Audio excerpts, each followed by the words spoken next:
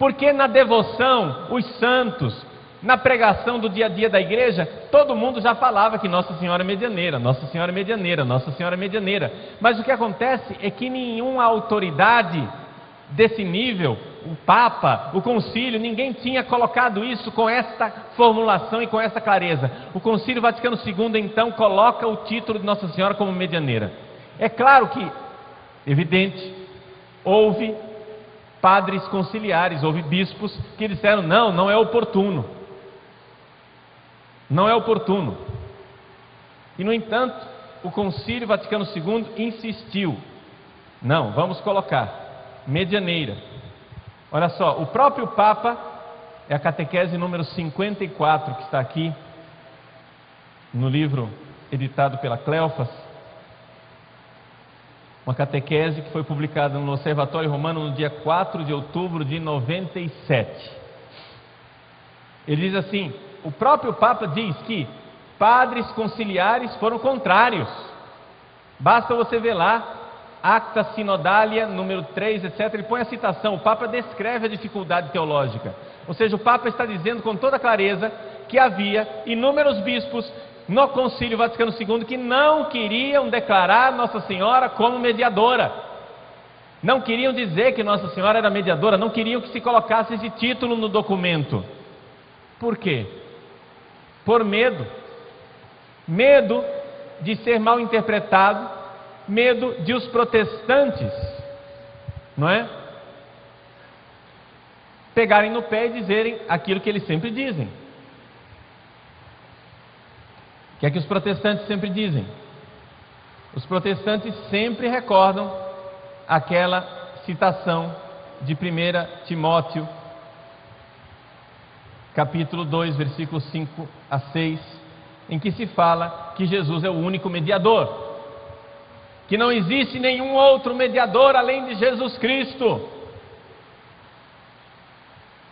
O próprio Concílio Vaticano II cita esse versículo, e ao citar esse versículo, o concílio diz assim: Jesus é o único mediador e Maria é mediadora. Mas esses católicos são malucos, né? Evidente, só pode ser. Como é que você pode? No mesmo documento, uma linha depois, você acabou de dizer que Nossa Senhora é mediadora, você vai e cita um versículo dizendo que Jesus é o único mediador. E os protestantes citam isso para nós como se fosse uma grande novidade, como se a gente estivesse dizendo assim: olha, tem esse versículo bíblico aqui que vocês não leram. Mas, meu irmão, no documento mais importante da igreja que fala de Nossa Senhora mediadora, no mesmo parágrafo em que se diz que Nossa Senhora é mediadora, se cita esse versículo dizendo que Jesus é o único mediador. Então não existe contradição. Existe contradição se você não entende. Não entende o versículo, e o versículo é o seguinte: Jesus é o único mediador. Sim, é evidente, mas Jesus é o Jesus total, é o Cristo todo.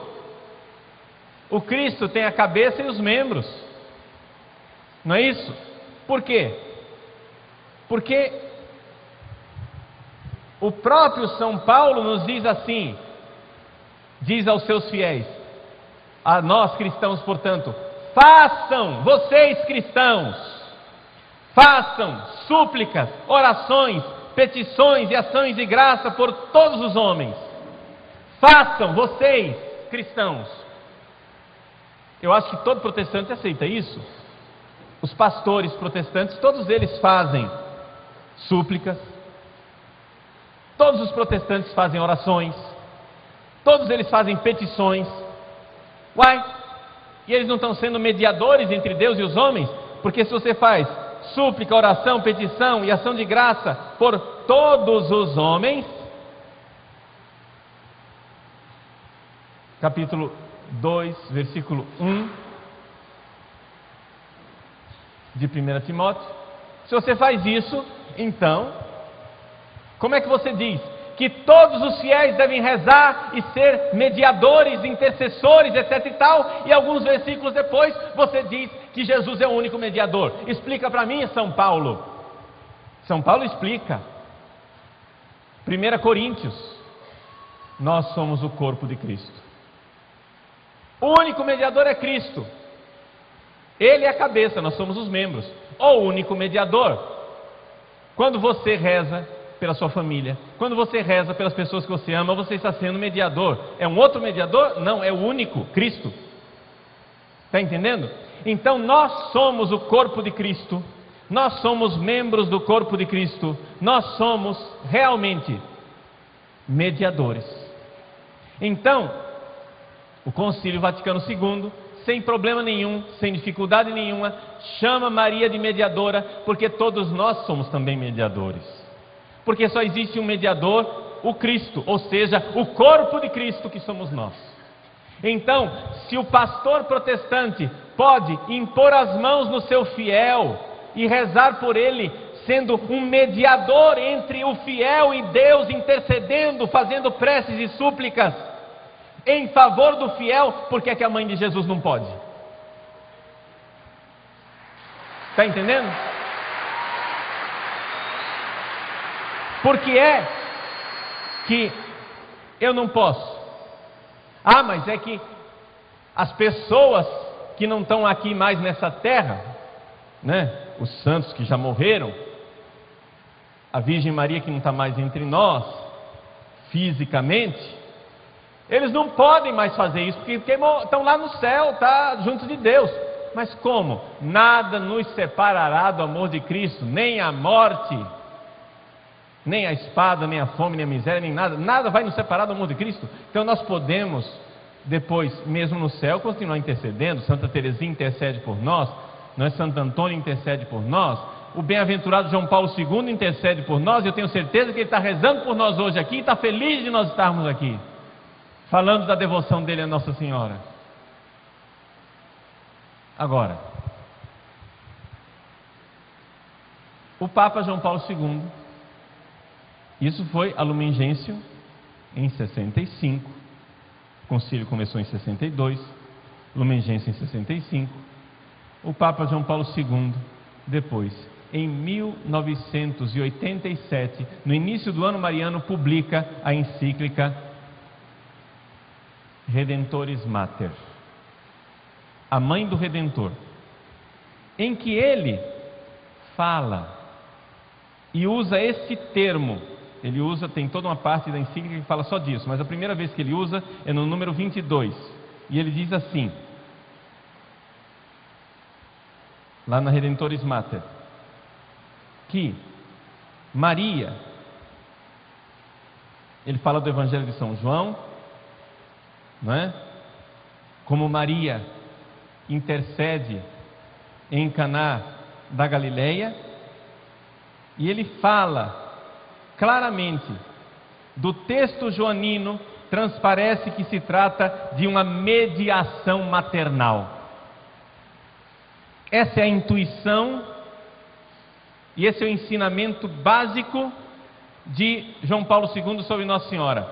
Sem querer fazer um tratado de teologia aqui para vocês, porque nós precisamos aplicar isso para a nossa vida.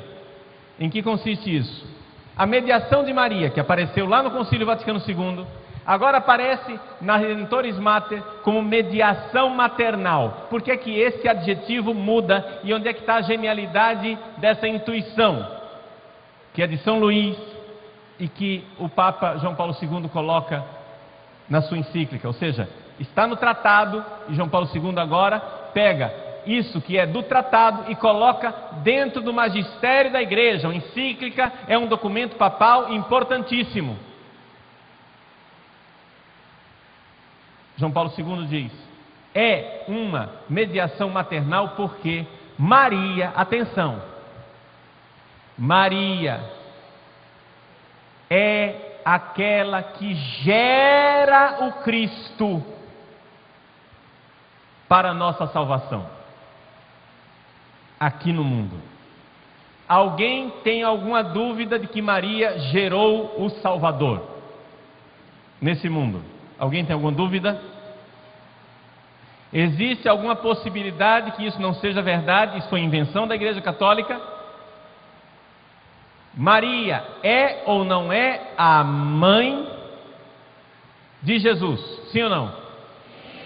Jesus é ou não é uma pessoa divina? Sim ou não? Ora, Maria é mãe de uma pessoa divina? Sim ou não?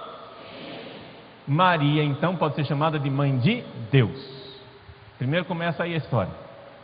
Mas deixando de lado essa questão, Maria, mãe de Deus, nós temos que entender que Maria gerou. Então quer dizer que Maria fez uma coisa que nenhuma criatura fez. Ela tem uma função única, irrepetível na história da salvação, que é gerar o Cristo. Isso quer dizer que ela também é responsável por gerar o Cristo em nós. Ela tem que gerar o Cristo em nós. Quando João Paulo II leu o tratado, ele entendeu isto e disse: se nós quisermos ser fiéis à obra de Deus, à obra da Santíssima Trindade, nós temos que entender que Maria vai gerar o Cristo em nós.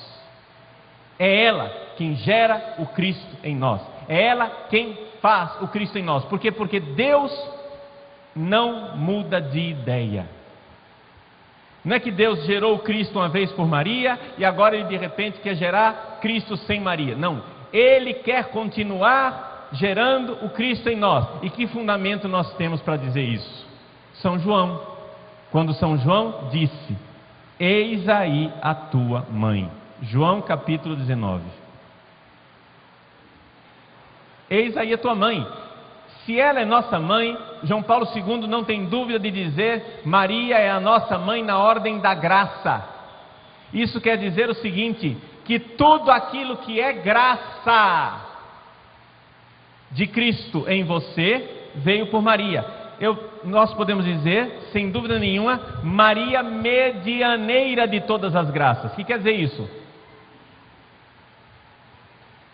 Vamos supor uma graça aqui que você tenha. Sei lá, a graça da fé. Você tem fé, diz amém. Eu creio em Jesus Cristo como meu único Senhor, meu único Salvador. Deus que se fez homem, morreu por mim e ressuscitou. Eu creio. Amém. Você tem fé? Então, muito bem. Maria gerou essa fé em você.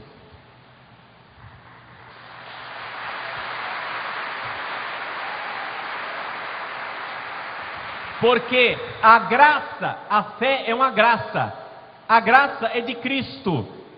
Qualquer graça que você recebeu Cristo. Quem gerou Cristo? Maria. Foi ela que gerou isso em você. É interessante isso como a teologia de João Paulo II e a teologia de São Luís, perdão, o magistério de João Paulo II e as revelações,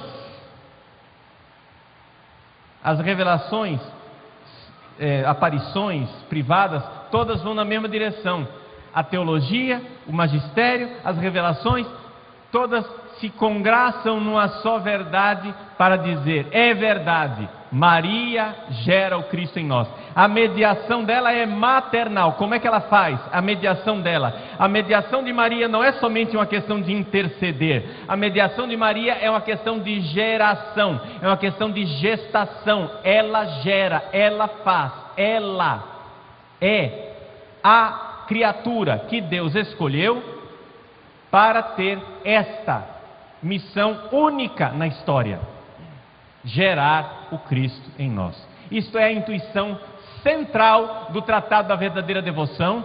Essa é a intuição central da Mariologia de João Paulo II. Esta é a intuição central desse Consagra-te, dessas campanhas que nós estamos fazendo. Nós queremos ser totalmente de Cristo. Nós queremos que o Cristo seja gerado em nós. Você quer que o seu coração seja de Jesus, amém? Você quer que todos os seus pensamentos sejam de Jesus, amém? Você quer que a sua família seja de Jesus, amém? Você quer que os seus sofrimentos e também as graças que você recebe, tudo isso seja com Jesus e de Jesus, amém? Então, para que Jesus esteja nisso tudo, ele precisa ser gerado. quem vai gerar é Maria. Porque Deus não muda. Deus não muda. Deus não muda de opinião.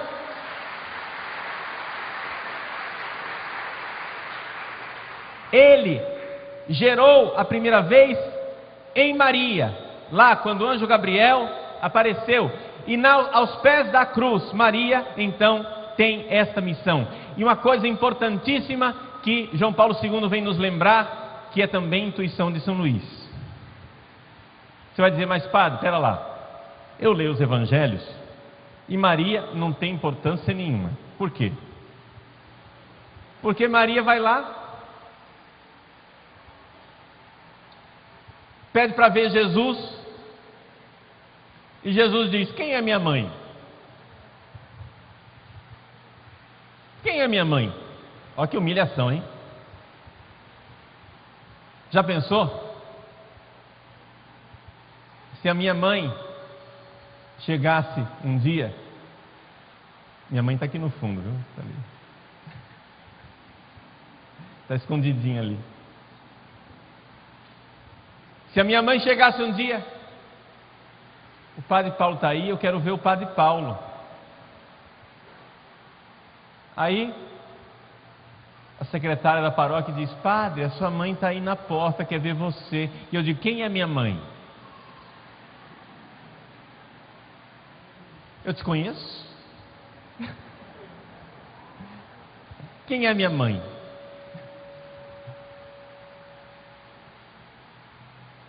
Que humilhação. E São Luís diz: de fato, foi uma certa humilhação para Maria, mas que beleza a humilhação, porque a humilhação é o caminho de Deus, é o caminho que nos dá humildade. Ela é a serva do Senhor, porque ainda não havia chegado a hora dela, daquele mesmo jeito que Jesus disse para ela em Caná, que ainda não era a hora. A hora de Maria não tinha chegado ainda. A hora de Maria começa na ascensão de Jesus. Quando Jesus sobe aos céus, aí Maria começa a aparecer. Aí você vê os Atos Apóstolos. Nos Atos Apóstolos, os discípulos perseveravam em oração junto com Maria, mãe de Jesus. Maria está lá no Pentecostes. Maria começa a ter uma presença mais ativa, uma presença maior na vida da igreja. Por quê? Porque Jesus, ao ir embora, deixa ela. Eis aí a tua mãe. Então, essas duas realidades, uma divina, o Espírito Santo, outra, uma criatura, Maria, são os dois advogados que nós recebemos de Jesus quando Jesus vai junto de Deus no céu. Ele também, Jesus, é nosso advogado, claro. Mas quando Jesus sobe aos céus, ele deixa dois advogados. Um, que é o próprio Deus, o Espírito Santo. E outro que é uma criatura, Maria. E Maria, então, vai ajudar a gerar o Cristo em nós. Essa é a função que ela recebe de Deus. Eis aí a tua mãe. Eu não consegui até agora uma explicação convincente. Nenhum protestante até agora conseguiu me explicar o que quer dizer essa palavra: eis aí a tua mãe.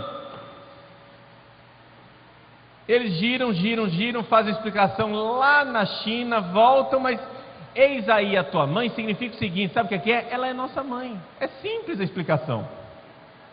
Não precisa ir lá na China explicar. Quando Jesus diz aí: eis aí a tua mãe, Ele está dizendo que ela é nossa mãe. Difícil entender isso? Qual é a palavra? Qual é a parte dessa frase que você não entende? Tua mãe. Qual que você não entende? O tua ou mãe? Qual das duas palavras você não entende? Você não está entendendo? Você não está entendendo? Tua mãe. Minha mãe é a tua mãe. A minha mãe é a tua mãe. Jesus chama Maria de mulher, por quê? Porque ela é a mulher que estava prevista lá no Gênesis. Porém, inimizade entre ti e a mulher, Jesus chama Maria de mulher porque ela é a mulher que aparece lá no Apocalipse. Eu vi um grande sinal no céu, uma mulher. Um grande sinal no céu, uma mulher.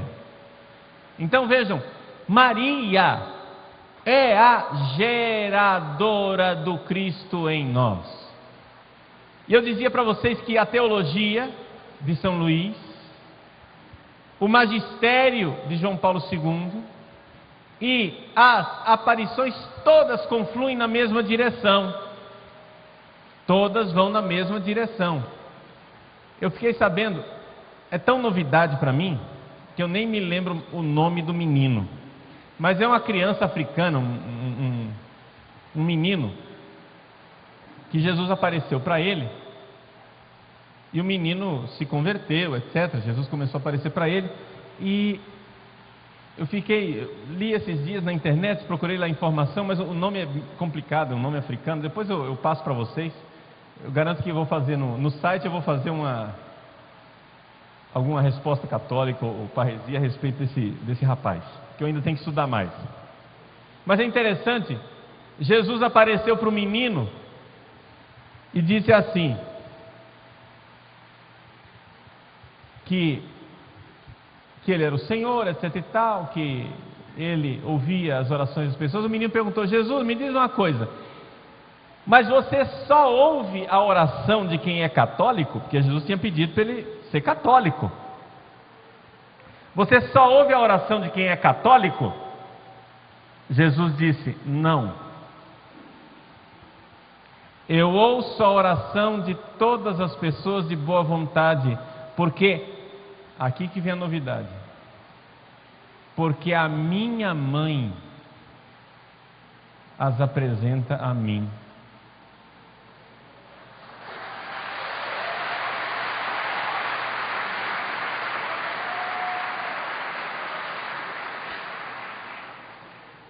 Esse negócio é de uma clareza. Veja, deixa eu dizer com clareza, meu irmão evangélico protestante que está nos ouvindo aí através da internet, da televisão, eu quero falar com clareza para você, não fique ofendido não, tá? Não fique ofendido, mas vou lhe dizer. Nós católicos cremos que as suas orações que você faz, apesar de você quebrar a imagem de Nossa Senhora, cuspir em imagem de Nossa Senhora, não querer saber de imagem de Nossa Senhora, não querer saber da Mãe de Jesus, apesar de você desprezar a Mãe de Jesus, se você faz orações, as suas orações são apresentadas a Deus por ela, tá bom? Quer você queira, quer não.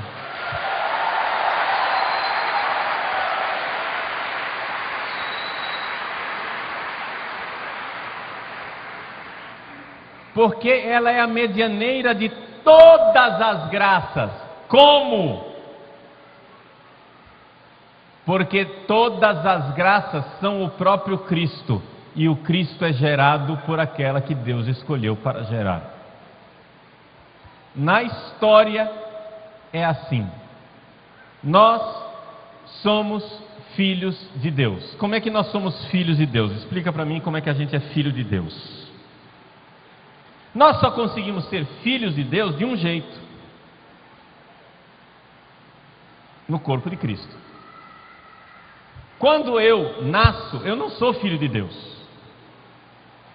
Ninguém é filho de Deus por nascimento a não ser Jesus. Porque para ser filho de Deus por nascimento, você tem que ser por natureza. E por natureza só tem um que é filho de Deus, chama-se nosso Senhor Jesus Cristo, amém? Porque Ele é o próprio Deus que se fez homem. Jesus é Deus, amém? Então Ele é filho de Deus, amém? Ótimo. E nós somos deuses? Não. Então não somos filhos de Deus. É simples. Não somos filhos de Deus. Agora, o que acontece é que, pela redenção, por graça de Deus nosso Senhor, nós somos inseridos no corpo de Cristo. E quando somos colocados no corpo de Cristo, a partir daí eu sou membro de um corpo que é filho de Deus. Aí eu posso dizer Pai, Abba, Pai. Quem é que nos une a Cristo num só corpo? É o Espírito Santo, que é a alma desse corpo. Então o Espírito Santo é como a água derramada na farinha, que une os vários grãozinhos de farinha num só pão. Esse é o Espírito Santo. O Espírito Santo, ele vai e nos une no corpo de Cristo. E aí, por isso que nós fazemos parte do corpo de Cristo, e fazendo parte do corpo de Cristo, nós podemos olhar para o céu e dizer: Pai nosso. Deus é nosso Pai, por adoção, não por natureza. Por natureza eu sou criatura. Por natureza eu fui criado por Deus. Por natureza, no entanto, Jesus é Filho de Deus.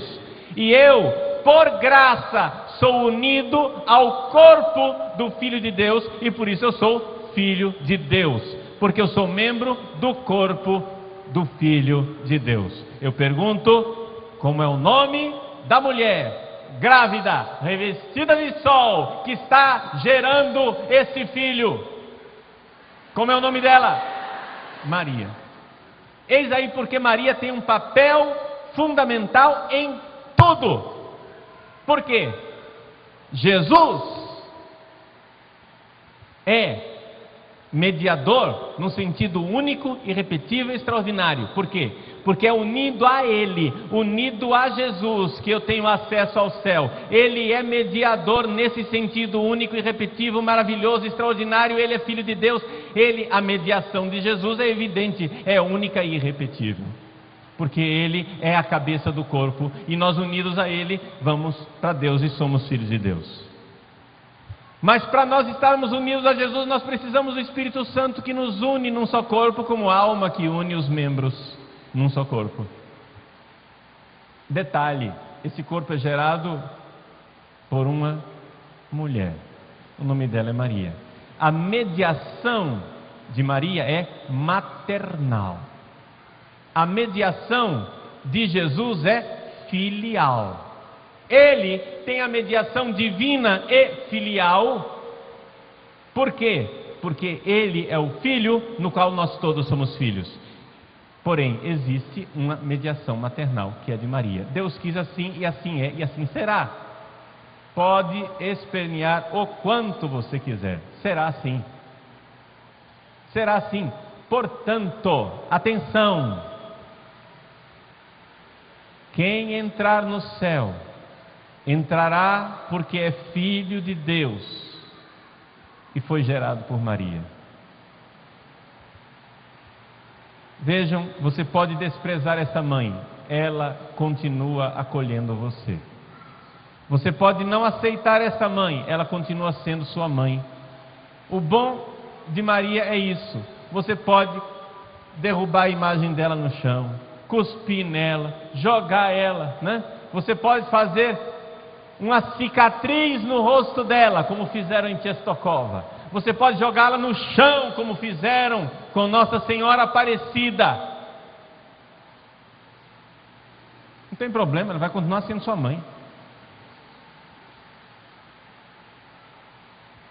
E o que de bom houver em você, na ordem da graça, ela irá gerar em você. Ela é nossa mãe na ordem da graça. Deixa eu ler, para concluir, uma frase de João Paulo II sobre Nossa Senhora como medianeira. Ele diz assim: Maria desempenha a sua ação, são as palavras finais daquela catequese que eu citei. Maria desempenha a sua ação materna em contínua dependência de mediação de Cristo, e dele recebe tudo o que o seu coração deseja transmitir aos homens. Na sua peregrinação terrena, a igreja experimenta continuamente a eficácia da ação da mãe na ordem da graça. Maria é mãe na ordem da graça. Ela é nossa mãe, nossa querida mãezinha. Sim, ela gera o Cristo em nós. Então, se você quer mudar de vida, se você quer se converter, vá para ela e diga: mãe, gera em mim. O que é que você está querendo converter? Você é meio irritadinho, né? Você é sem paciência? Mãe, gera em mim o Cristo manso. Você é orgulhoso? Mãe, gera em mim o Cristo humilde de coração. O que é que você é? Você é sem vergonha? Só vive na sem vergonhice sexual? Mãe, gera em mim o Cristo casto. Você é desobediente? Mãe, gera em mim o Cristo obediente. Mãe, gera em mim. Esse é o caminho. Esse é o princípio teológico de João Paulo II. Esse é o princípio teológico do tratado. Esse é o princípio teológico da consagração. Se consagrar a Nossa Senhora é dizer: mãe, gera em mim o Cristo, mas não só num pedacinho. Tudo que eu sou, tudo o que eu tenho, gera o Cristo. Toma, recebe. Eu quero ser todo Cristo para os outros. Eu quero que cada pensamento meu seja pensamento de Cristo. Que cada vontade minha seja vontade de Cristo. Que cada preocupação minha sejam as preocupações de Cristo. Eu quero que cada coisa que eu possuo, cada batina que eu tenho, cada centavo que entra naquele site, seja tudo de Cristo. Eu quero que cada coisa que eu faça, a comunhão que eu dou, seja de Cristo. As palavras que eu pronuncio sejam de Cristo. Cada ação minha nesse mundo seja de Cristo, porque eu quero que tudo seja de Cristo. Então eu digo: mãe, é todo inteiro que eu quero ser gerado. Eu não quero ser uma deformidade. Eu não quero ser um monstro que é gerado pela metade. Vocês imaginem uma criança que no ventre da mãe é gerado só a metade. Gerou a cabeça, mas não gerou os pés, nem os membros, os braços. Gerou o corpo, mas não gerou a cabeça. Você já pensou que monstro? Que monstruosidade! Que anomalia! Que enormidade terrível! Que deformação é ser gerado pela metade. Você não quer ser gerado pela metade, você quer ser gerado todo inteiro. Então você precisa dizer: sou todo teu, gera-me por inteiro, porque eu quero ser todo Cristo. Eu quero ser todo Cristo, mãe. Gera-me todo inteiro, todo, tudo que eu sou, tudo que eu tenho, tudo que eu faço. Tudo que eu faço. Quando nós somos visitados pela dor, gera o Cristo nessa dor, minha mãe.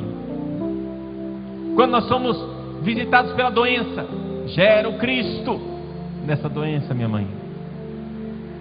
Gera todo inteiro, tudo. Essa é a verdadeira devoção. Ser todo Cristo. Por isso, ser gerado todo inteiro por aquela que gerou, irá gerar sempre o Cristo todo. Amém.